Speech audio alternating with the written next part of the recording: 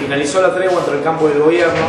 mejor dicho, una tregua impuesta por el campo al gobierno de 30 días, en estado de alerta y movilización por parte de las 4 entidades que lo convocaron. Es cierto que no va a haber piquetes, es cierto que no va a haber cortes de ruta como si hubieran hasta ahora, pero también lo es que las entidades decidieron no postergar la tregua, las entidades decidieron mantenerse al costado de la ruta para manifestar su descontento con la política oficial de ese sector,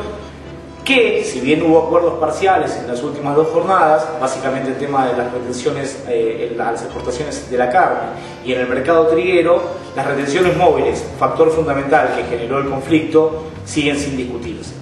El gobierno tiene muy en claro que de no dar un debate acerca del sistema de retenciones móviles a la soja, el conflicto se va a profundizar y seguramente hasta haya chances de volver a los cortes de ruta. El gobierno tiene decidido modificar el sistema de retenciones móviles, lo que no quiere decir eliminarlas.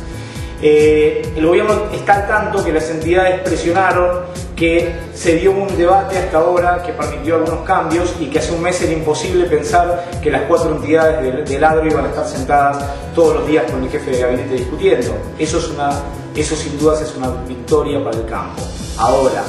el gobierno se esforzó y se sigue esforzando para estirar la discusión sobre el tema principal porque no quiere mostrar debilidad ni que está cediendo ante presiones de entidades que ellos, según ellos, se oponen a una normal distribución de la riqueza, cosa que está comprobada que eso no es así. El jefe de gabinete, Alberto Fernández, una vez terminada la reunión con el campo que se dio en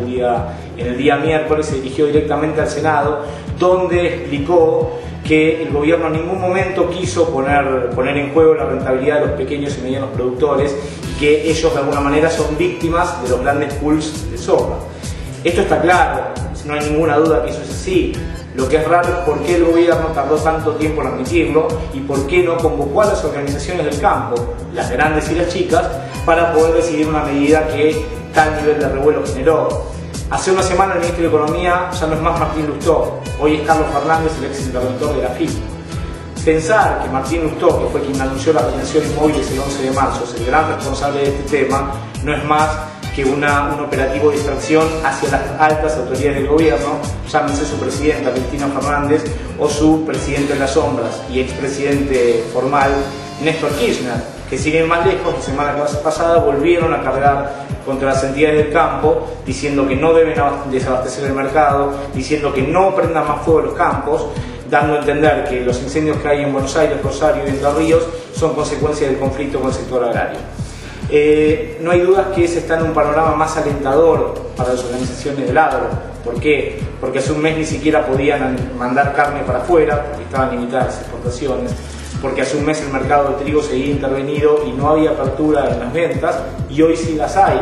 La pregunta es por qué el gobierno demora la discusión de las retenciones móviles si tiene decidido dar un cambio en ellas. Es simple, porque el gobierno necesita que esa discusión acerca de las retenciones se den una vez terminada la tregua impuesta por el campo hasta el 2 de mayo, simplemente para mostrar que no lo hace porque lo presionan las entidades con el tiempo, sino que lo hace por una convicción propia.